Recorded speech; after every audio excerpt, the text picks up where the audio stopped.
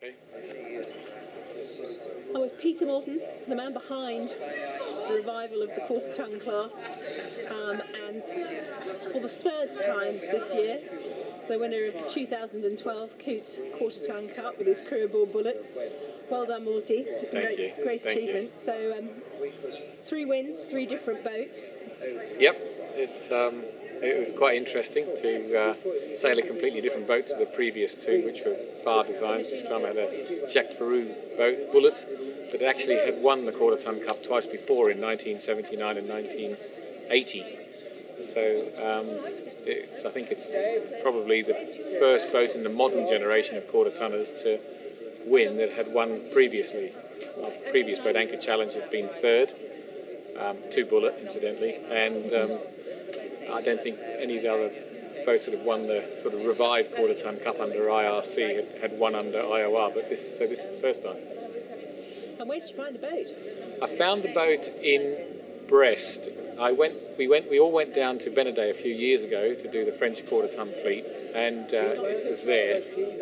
And I found an old article in New Zealand, yachting, and also an article in Seahorse about the 1980 Quarter Ton Cup, which was held in New Zealand, and Bullet won. And this article was extolling how quick Bullet was in downwind. And I thought, well, maybe that boat, if it could beat that Anchor Challenge and those good New Zealand boats in New Zealand, it obviously had plenty of potential. So I tracked the owner down and did a deal with him and brought it back and did the modifications that we do. So it's good. And actually the boat is quick upwind and pretty average downwind. So it goes to show how things move on. So, in the 8 years of the class, what do you think have been the big changes, and what do you think is the great success? I mean, we're 30 boats again this year and fantastic competition, so what is the big secret? Well, I'm not sure that there's a single big secret. I think, there are a lot of, for example, in this fleet of 30, we had 17 different designers. And I can't think of a fleet for 20 years that we've had so many different designers. I think it's probably, if you summed it up in one word, it's character. These boats have all got character. They've all got their own little story to tell. They've all got some history. And I suppose you can liken it to a new car. You can buy a new Volkswagen Golf and everything works and it's economical and it's fast and the brakes work and the heatings work and the wiper works and it's comfortable. And does 90 miles a gallon or whatever they do nowadays, or you can buy an old MGB, which is nothing works, leaks, it's hard to drive, it's heavy, doesn't stop very well, doesn't go very well, but probably 9 people out of 10 would prefer to own the MGB. So, these boats all have their little story, you can play with them. I think one designs are great. But I think, some people like to put a bit of their own character into the boats. Some boats are fast upwind, like us, and other boats are fast downwind, like Black Fun. So, at the end of the day, it just adds a little bit of variety. And I think the other benefit is that, and what I'm really pleased about the class is that you can have a load of the young guys can find a boat and spend the winter to do it up if they either can't afford it. So, we've got a couple of boats that are owned by a group of youngsters that have bought them for literally a few pounds and spent the winter in a shed painting and fairing and messing around and what have you, and they can come out race. And that's pretty difficult to do in other classes. And you can also have ones if you've got the guys that want, that are working or don't have the skills to do the boat up, can have them done up and go racing. So it provides, I think, a good class for all sorts of people. And there's a very nice spirit within the class that the guys that can afford the new sails and what have you tend to pass theirs down to the kids that can't. So it just makes it's a nice group of people.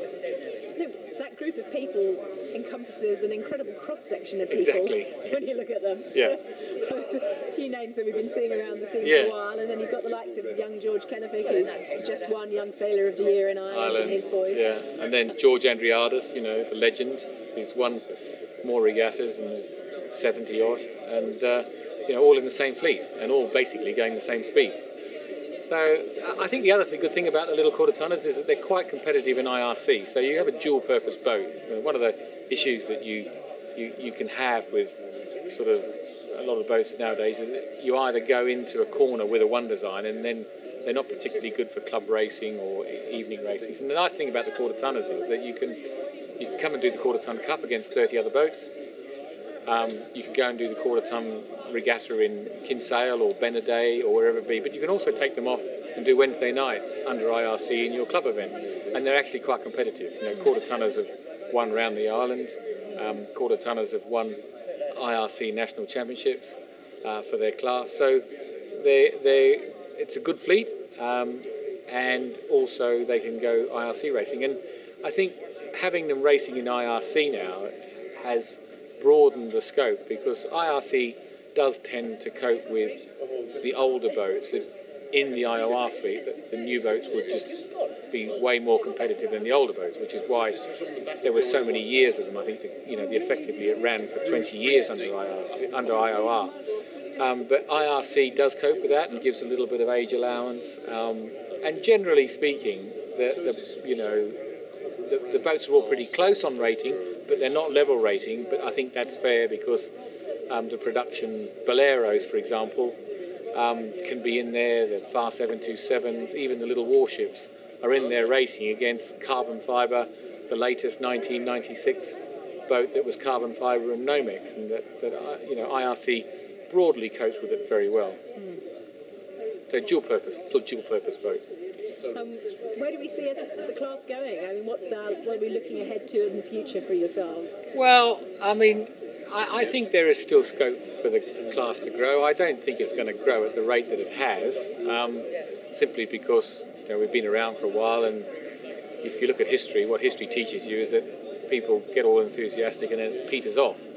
But I'm reasonably confident that it'll grow or it'll stay steady, because there are new people coming into the class. We've had, I guess in this regatta there are 6 or 8 new owners. We lose a few through natural wastage, is the word, and people moving on.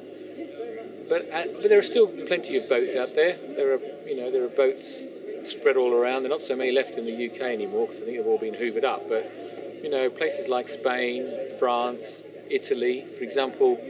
A few months ago, I had a phone call from a friend of mine in Italy to say that did I know that Peralisa was on the market. Well, Peralisa won the last 2 IOR quarter ton cups in Italy, and I think was probably the last quarter tonner ever built. And all of a sudden, that just turns up in a barn in Rome. And Vittorio said, "Oh, Morty, you better find this." So I sort of made a few phone calls and sold it within 24 hours.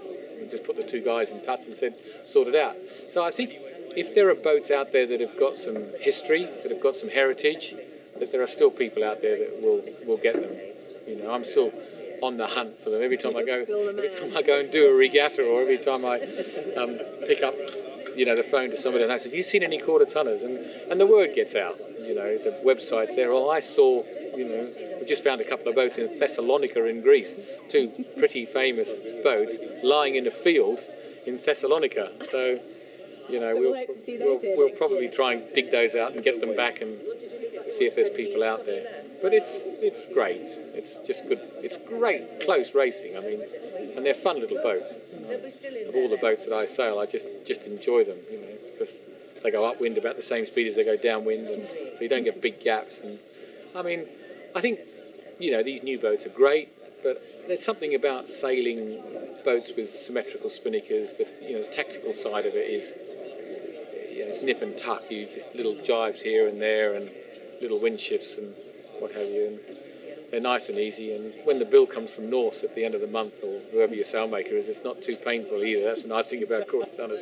You can pick the jibs up with one hand, and you don't break into a cold sweat when you have to buy a new sail. So that all helps. And they go on trailers, so you can tow them. You can tow them to regattas, so you haven't got the logistics of moving the boat around and what have you. So it's just quite good, easy racing, really.